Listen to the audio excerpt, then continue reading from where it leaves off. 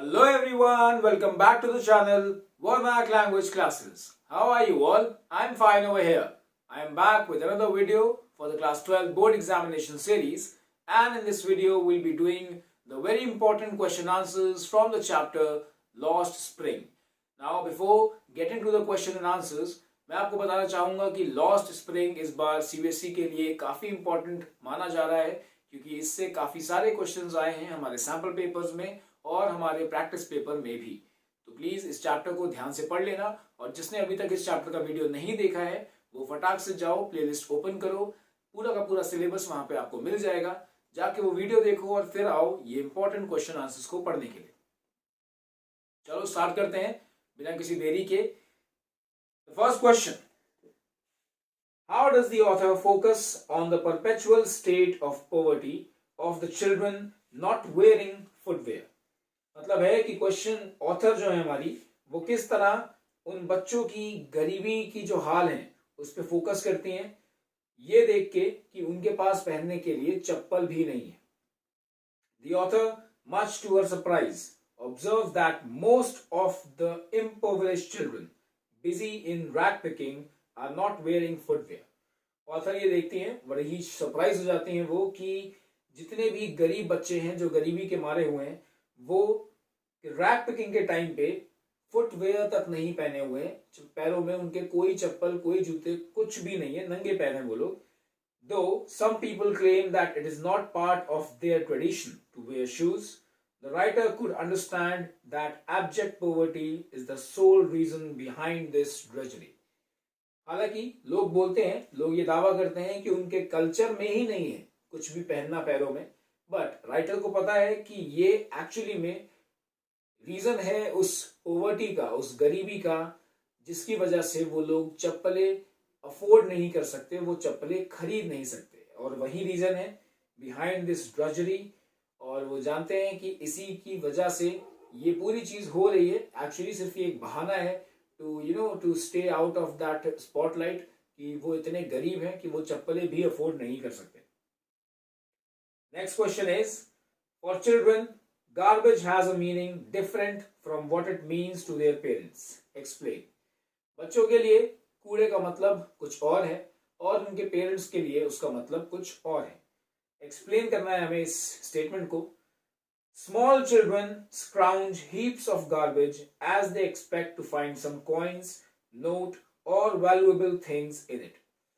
छोटे बच्चे कचरे को ढूंढते हैं, उसको बीनते हैं इस सोच में कि उनको शायद से कभी कोई कॉइन या नोट या कोई बड़ी ही कीमती चीज मिल जाए उसके अंदर।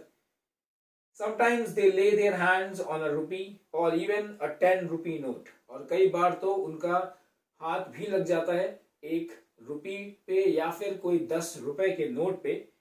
This sudden discovery eggs them on to find more, और ये अचानक से हुई जो डिस्कवरी होती है, जो खोज होती है, ये उन्हें मोटिवेट करती है टू फाइंड मोर गार्बेज, ताकि उन्हें शायद से और काफी कुछ मिल जाए। For children born into poverty garbage is a store house of wonder. ये बच्चे जो गरीबी में पैदा हुए हैं, उसमें पले बड़े हैं, इनके लिए ये कूड़ा एक स्टोर हाउस से कम नहीं है जिसके अंदर बहुत सारे चमत्कार, बहुत सारे कमाल की चीजें छुपी हुई हैं। Their elders, though bereft of any illusions, consider this as another means to make both ends meet. हालांकि on the other hand, उनके जो बड़े लोग हैं, उनसे जो एल्डर्स हैं, वो लोग इस भ्रम से काफी दूर हैं। वो जानते हैं कि भाई कूड़े में ऐसा कुछ नहीं है कि एक दिन आपको कोहिनूर मिल जाएगा। वो सिर्फ इसको एक ऐसा जरिया मानते हैं ताकि वो दोनों एंड्स को मीट करवा सकें। इसका मतलब होता है ताकि वो अपना पेट पाल सकें, अपनी लाइफ को आगे बढ़ा सकें। नेक्स्ट है, comment on the hardships of the bangle makers of Firozabad with special emphasis on the forces that conspire against them and obstruct there progress.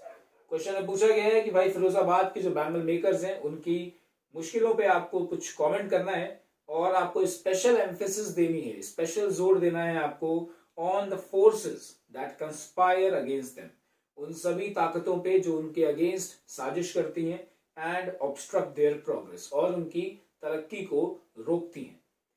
आपको याद होगा चैप्टर में बताया गया था कि फिरोजाबाद के जो लोग हैं, जो कोई भी सपना है उनके अंदर कि वो एक अपना बिजनेस ओपन करें या अपना कोई काम शुरू करें, ऐसे कंडीशन में वहाँ के जो जितने भी मिडिल मैन हैं या जितने भी पावरफुल लोग हैं वो उन लोगों को काम नहीं करने देते हैं in order to in order to make them stay a poor person so that they cannot become we can say an important part of the society. और इसीलिए वो सभी पावरफुल लोग ऐसे गरीबों को हमेशा ऑप्रेस करते हैं, उनको हमेशा दबा के रखते हैं। आंसर है that Firozabad, the center of India's glass blowing industry, is famous for its bangles, but the bangle makers lead a miserable life there. Firozabad वैसे तो बैंगल मेकिंग की सबसे बड़ी जगह है, लेकिन वहां के बैंगल मेकर्स आज भी एक बहुत ही मिजरेबल लाइफ जी रहे हैं, एक बहुत ही दयनीय लाइफ जी रहे हैं। वहां पे बहुत ही पुअर लाइफ है सभी की। They know no other work than bangle making, they have neither courage nor money to start another trade or job. वो बैंगल मेकिंग के अलावा और कोई भी काम ना तो जानते हैं और ना उनके अंदर हिम्मत है कुछ और शुरू करने की। They have spent generations in the jaws of money lenders and middlemen. उन्होंने अपनी कई पीढ़ियां बिताई हैं उन मनी लेंडर्स और उन सभी मिडिल मैन के कब्जे में रह के, उनकी पकड़ में रह के, कि अब उनकी सारी हिम्मत खत्म हो चुकी है। Extreme poverty forces them to stay hungry throughout the day. ये एक्सट्रीम पॉवर्टी उनको पूरे पूरे दिन भूखे पेट रहने पे मजबूर करती है। The elderly woman who works with Savita has not enjoyed even one full meal in her entire lifetime. यहाँ बात हो रही है उस बूढ़ी औरत की, आपको याद होगा, जिसने हाथों में चूड़ियां तो पहनी हुई थी लेकिन उसके आंखों में से सारी चमक जा चुकी थी। उसका मतलब था कि वो इतनी ज्यादा अपनी लाइफ से हार चुकी थी कि उसके लाइफ में अब कोई भी जीने की होप नहीं बची थी। और वो लेडी ने कंप्लेन भी की थी कि मैंने आज तक अपनी लाइफ में एक प्रॉपर एंटायर मील कभी भी नहीं खाया। That's a very big thing.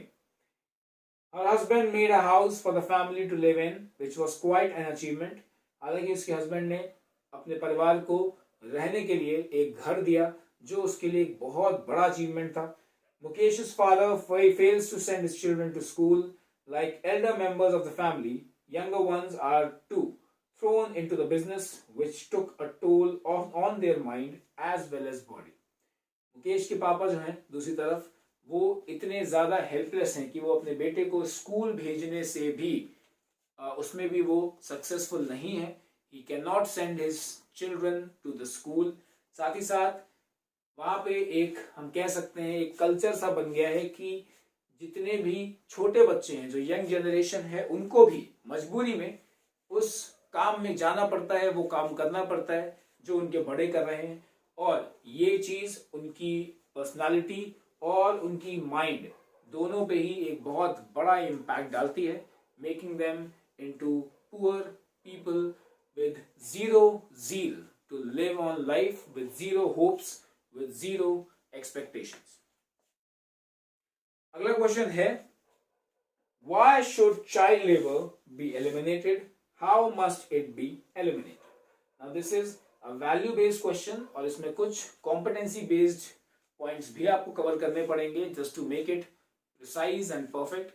Competency based इसलिए बोल रहा हूं क्योंकि यहाँ पे आपकी एनालाइजिंग पावर को भी थोड़ा सा चेक किया जाएगा, just to make sure that आप ऐसे सोशल इश्यूज पे किस तरह अपनी एक एनालिटिकल अप्रोच को प्रूव करते हो। The answer is child labor is a terrible curse that has been gnawing our society since time immemorial. Child labour एक ऐसी चीज है जो हमारे एग्जिस्टेंस को, हमारी सिविलाइजेशन को शायद से इतने लंबे टाइम से इम्पैक्ट कर रही है कि अब हमें वो टाइम याद तक नहीं है। हमें अब ये याद भी नहीं है कि चाइल्ड लेबर कब से प्रिवेल कर रहा है इंडिया में, इतना टाइम उसको हो चुका है। Born into abject poverty, many of them join the profession of domestic help. The hazardous industries of glass bangles, beedi, crackers recruit children in great numbers and squash whatever little dream they ever have. आज के time में जो child labour है उसमें सभी छोटे बच्चे बेचारे ग्लास बैंगल्स की फैक्ट्री में, बीड़ी बनाने की फैक्ट्री में, क्रैकर्स बनाने की फैक्ट्री में उनको रखा जाता है और उनके दिल से जो भी उनके छोटे मोटे सपने हैं उनको खींच के बाहर निकाल दिया जाता है, उनको बिल्कुल खत्म कर दिया जाता है। Childhood is stolen and they are forced to grow up quickly, और इसलिए उनका बचपन बहुत जल्दी खत्म हो जाता है और उनको ना चाहते हुए भी बहुत जल्दी बड़ा होना पड़ता है। Undernourished, unfed, uneducated children never enjoy the bliss of spring. ये बच्चे पहली बात तो अनफुलफिल्ड हैं, अनफेड हैं, इनको सही से ना खाना मिलता है ना न्यूट्रिशन मिलता है, बहुत ही वीक है, बहुत ही हम कह सकते हैं ताकत नहीं है इनके अंदर बिल्कुल भी, और शायद इसीलिए इनके सारे ड्रीम्स धीरे धीरे खत्म हो जाते हैं and their lives just come to total stop. और इस स्टॉप के बाद में ये अपनी लाइफ में आगे कुछ भी नया करने का सोच नहीं पाते। NGOs and political parties form a common platform to eradicate this curse from the society. Only introduction of new laws preventing child labor will not solve the problem, as equal emphasis must be given to enforce the law. Those who relinquish their jobs need proper rehabilitation, education and shelter so that they can swim back to the mainstream of the society. हालांकि NGOs, government काफी काम करती है child labour के against, but सिर्फ policy बना देने से चाइल्ड लेबर खत्म नहीं होगा। चाइल्ड लेबर खत्म होगा जब उन पॉलिसीज को सही तरीके से इम्प्लीमेंट किया जाएगा, उसको लागू किया जाएगा, और शायद तब जाके कुछ चेंजेस आए। साथ ही साथ ये भी मेक श्योर करना होगा कि जितने भी बच्चे इस चाइल्ड लेबर की प्रोसेस के शिकार हैं वो जब अपना काम छोड़ें तो उनको प्रॉपर रिहैबिलिटेशन दी जाए, उनको प्रॉपर अपॉर्चुनिटी मिलनी चाहिए टू रीस्टार्ट देयर लाइव्स, उनको काउंसलिंग देनी चाहिए, और शायद तब वो छोटे बच्चे अपनी जीने की जो एक डिजायर है, अपनी जीने की जो एक विश है, तब वो शायद उसको फुलफिल कर पाए। फुलफिल ना भी करें तो एटलीस्ट उनको इतना काबिल बनाना है कि वो अपने सपनों को वापस से देखना शुरू करें और उस पर काम करना शुरू करें। तो ये थे आपके 4 वो क्वेश्चंस इस चैप्टर से, लॉस्ट स्प्रिंग से, जिनके अंदर चैप्टर के सारे मेन पॉइंट्स कवर किए गए हैं। और ये क्वेश्चंस सिर्फ ऐसा नहीं है कि यही 4 क्वेश्चंस इंपॉर्टेंट है, क्वेश्चंस तो बहुत सारे इंपॉर्टेंट होते हैं, लेकिन सारे क्वेश्चंस को करना समझदारी नहीं है।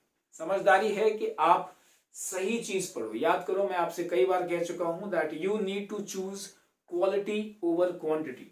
ज्यादा पढ़ने से नंबर अच्छे नहीं आते, सही पढ़ने से नंबर अच्छे आते हैं। तो हमें सही पढ़ाई करके नंबर अच्छे लाने हैं, क्योंकि हमारे पास टाइम लिमिटेड है और पढ़ने के लिए काफी कुछ है।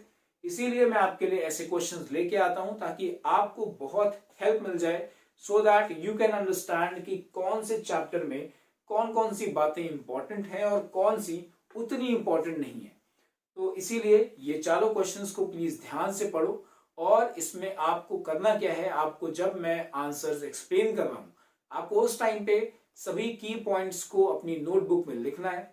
साथ ही साथ आपको अपने बाकी के क्वेश्चंस में इस चैप्टर से इन्हीं कीवर्ड्स को यूज करते हुए अपने आंसर को फॉर्म करना है। जैसे कि कई सारे कीवर्ड्स थे, एब्जेक्ट पॉवर्टी था, इम्पॉवरिशमेंट था, हम कह सकते हैं स्क्वाशिंग था, बैंगल मेकिंग है, एक कल्चर है, एक ट्रेडिशन है, एक प्रैक्टिस है। ऐसे बहुत सारे वर्ड्स, बहुत सारे की पॉइंट्स हैं जो आपको यूज करना बहुत जरूरी है, just to make sure that you write the perfect answer that is required in the board examination. So that's it for the video. I hope you liked the video, and if you did, please mention it in the comment section below. Also, if you have not subscribed to the channel, don't forget to hit that subscribe button. Also, we have the playlist for the whole syllabus of class 12. फटाफट से जाओ, उस playlist को देखो, syllabus complete करना है और साथ ही साथ हमें अपना सारा रिवीजन, सारी प्रैक्टिस भी करनी है। Thank you for watching the video. I'll see you in the next video. Till then, take care, keep studying, and bye bye.